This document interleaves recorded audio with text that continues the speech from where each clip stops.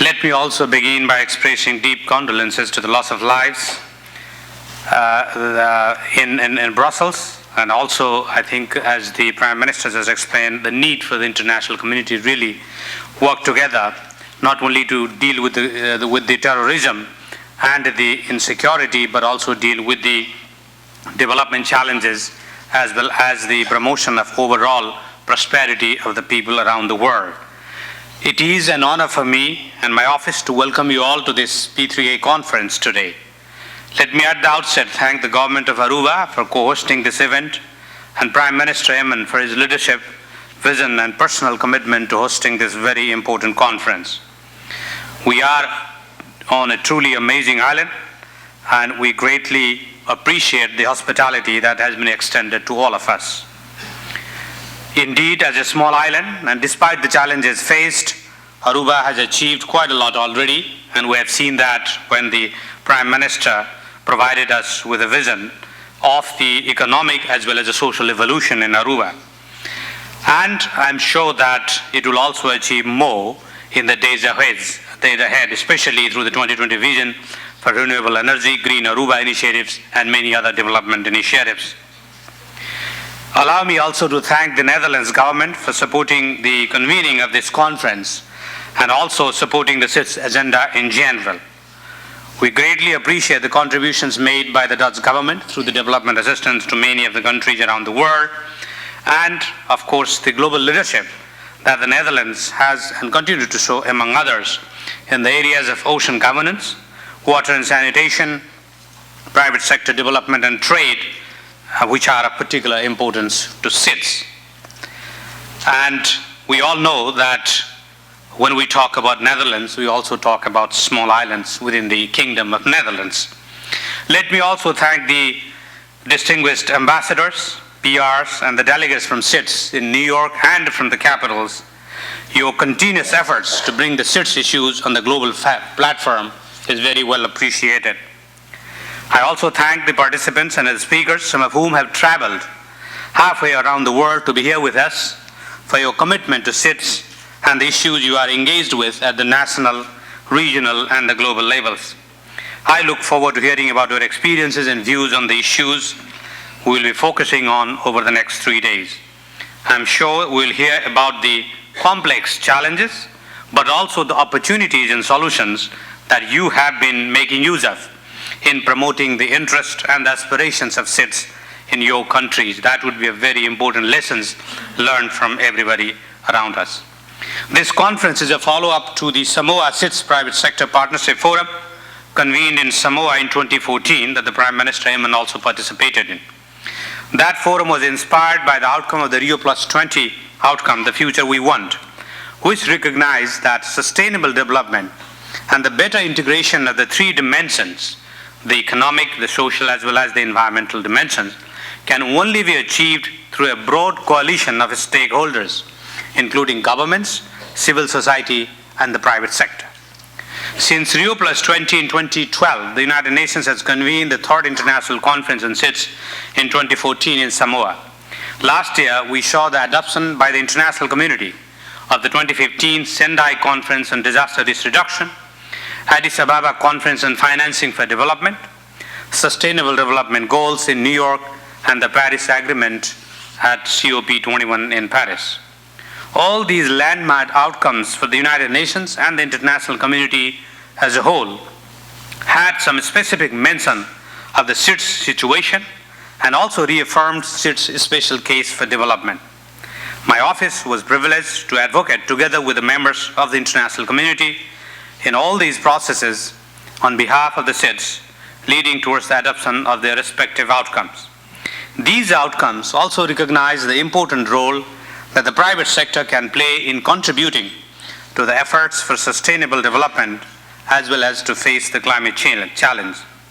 Resources from international development partners, domestic resources, as well as those from the private sector and the global business as well as foundations need to be mobilized in a complementary and coordinated manner to ensure that the implementation of these global outcomes can be translated into real action on the ground which impacts on the lives of the people, including those of the islanders.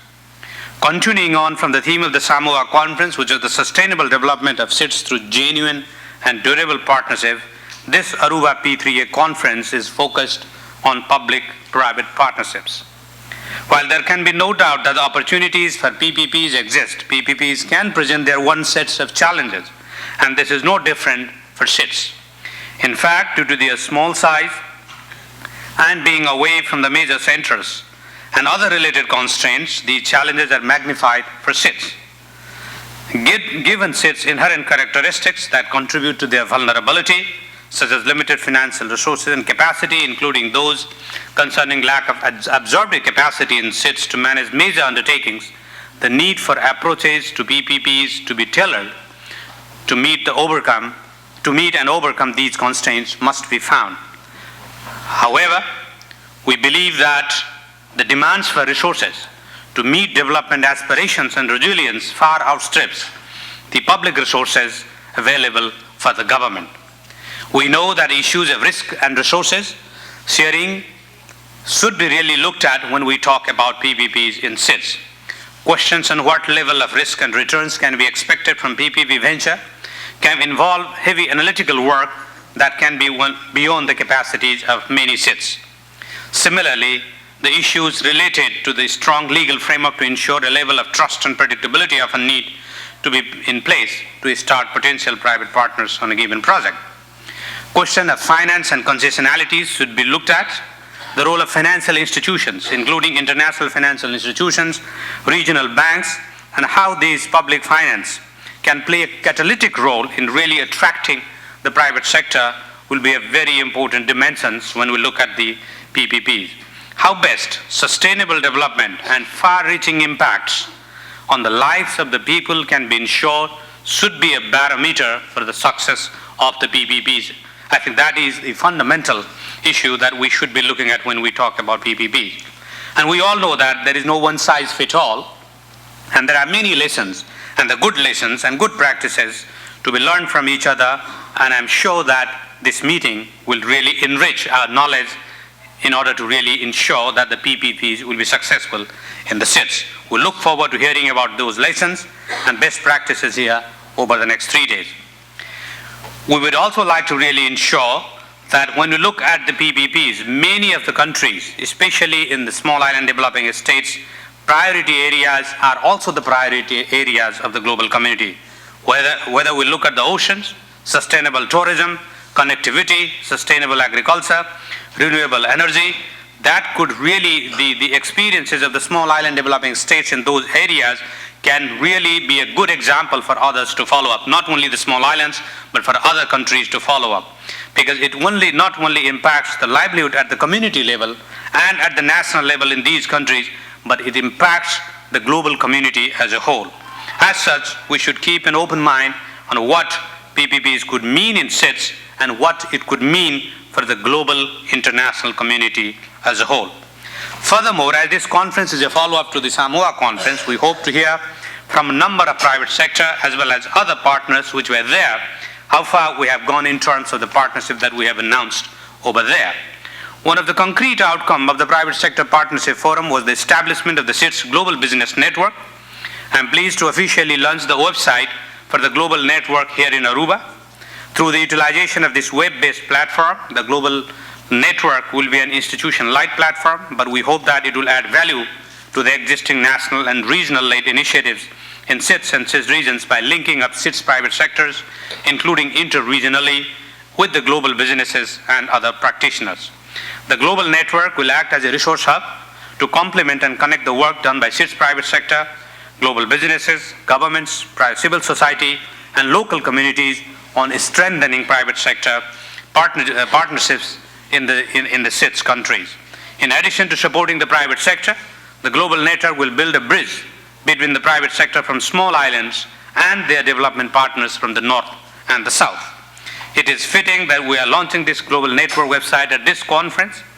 In addition to the focus on PPPs, this conference also acts as an important platform to strengthen international cooperation, solidarity among SIDS in mobilizing efforts in the pursuit of achieving the Samoa Pathway, Sustainable Development Goals, as well as many other important development frameworks. I would like to thank also the government of Denmark for their generous support in the development of this particular network. My office has prepared a short introduction video outlining the key objectives and global network, as well as some of the key features. We encourage you to join the network. But before this video, I wish you all a very successful conference, and rest assured that my office will continue to advocate for SITs and their issues, as well as to ensure coherence on SITs issues in UN processes going forward. I thank you for your kind attention.